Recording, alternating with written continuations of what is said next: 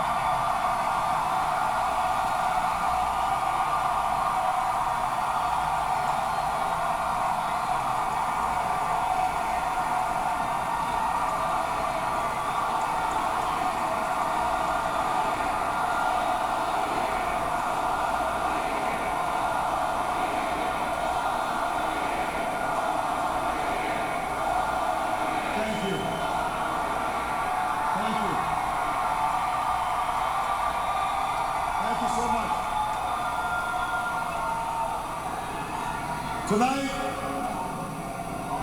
more than 200 years after a former colony won the right to determine its own destiny, the task of perfecting our union moves forward.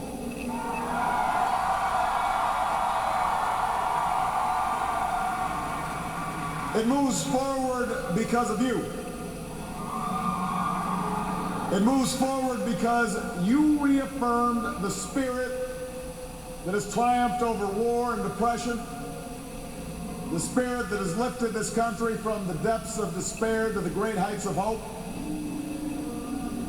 the belief that while each of us will pursue our own individual dreams, we are an American family and we rise or fall together as one nation and as one people.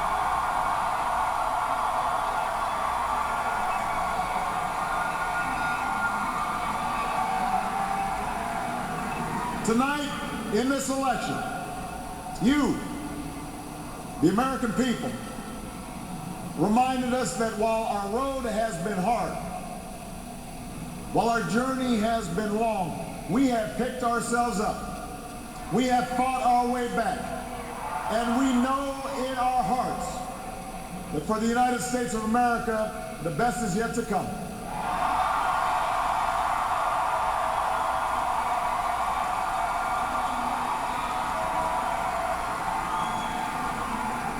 I want to thank every American who participated in this election.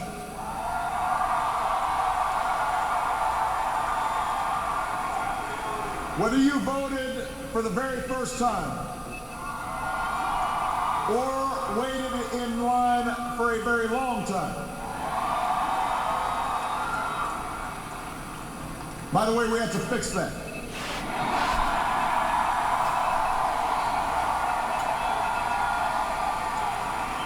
Whether you pounded the pavement or picked up the phone,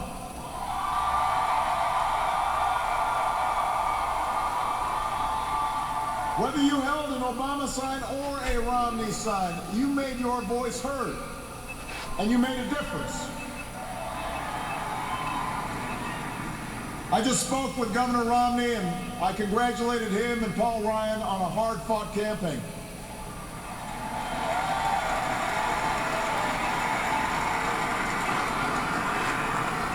We may have battled fiercely, but it's only because we love this country deeply, and we care so strongly about its future.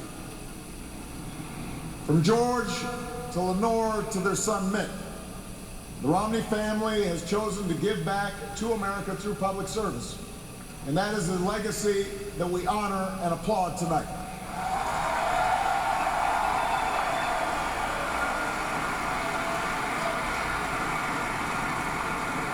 In the weeks ahead, I also look forward to sitting down with Governor Romney to talk about where we can work together to move this country forward.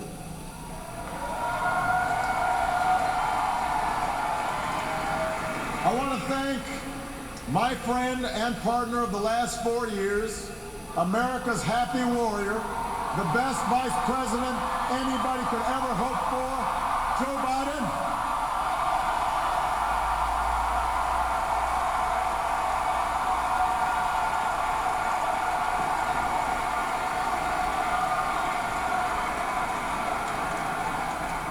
And I wouldn't be the man I am today without the woman who agreed to marry me 20 years ago.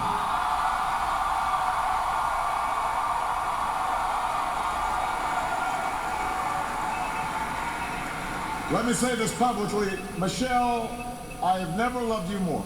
I have never been prouder to watch the rest of America fall in love with you too, as our nation's First Lady.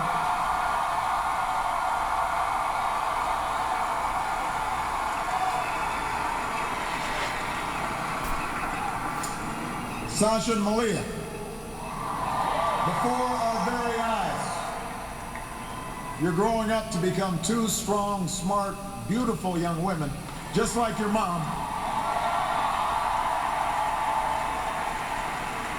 And I'm so proud of you guys. But I will say that for now, one dog's probably enough.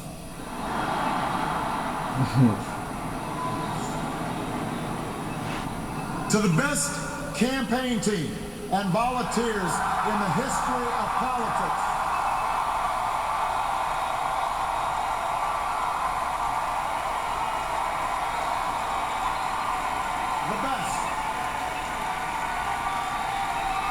the best ever.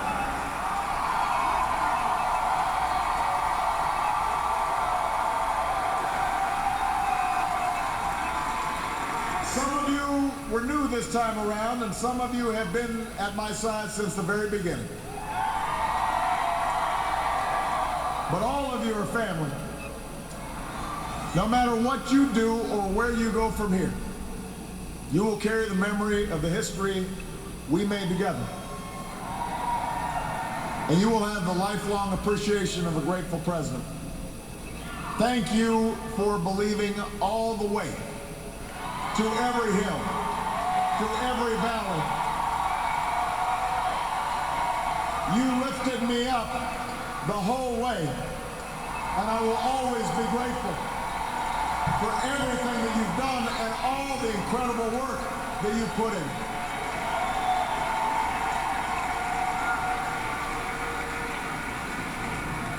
I know that political campaigns can sometimes seem small, even silly.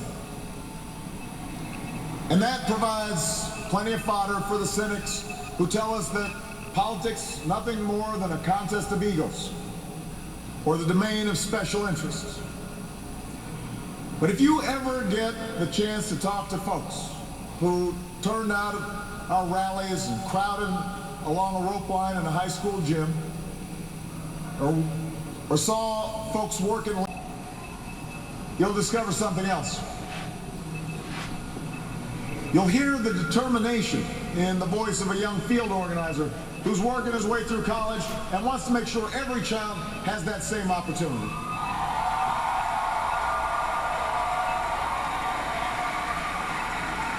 You'll hear the pride in the voice of a volunteer who's going door to door because her brother was finally hired when the local auto plant added another shift.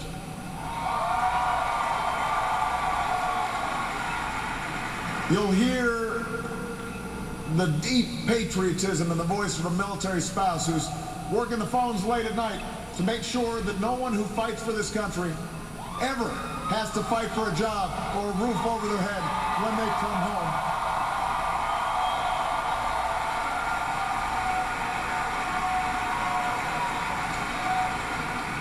That's why we do this.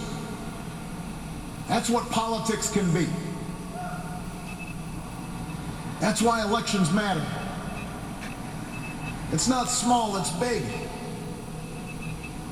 It's important. Democracy in a nation of 300 million can be noisy and messy and complicated. We have our own opinions. Each of us has deeply held beliefs. And when we go through tough times, when we make big decisions as a country, it necessarily stirs passions, stirs up controversy. That won't change after tonight, and it shouldn't. These arguments we have are a mark of our liberty. And we can never forget that as we speak, people in distant nations are risking their lives right now just for a chance to argue about the issues that matter. The chance to cast their ballots like we did today.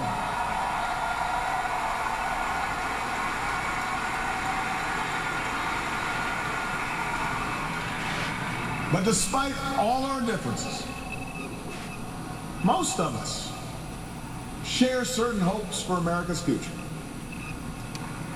We want our kids to grow up in a country where they have access to the best schools and the best teachers. A country that lives up to its legacy as the global leader in technology and discovery and innovation, with all the good jobs and new businesses that follow. We want our children to live in America that isn't burdened by debt, that isn't weakened by inequality, that isn't threatened by the destructive power of a warming planet.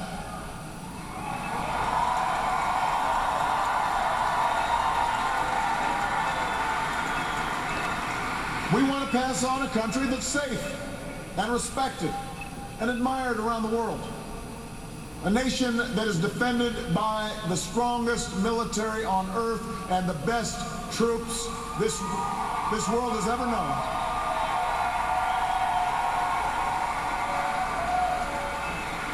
But also a country that moves with confidence beyond this time of war to shape a peace that is built on the promise of freedom and dignity for every human being.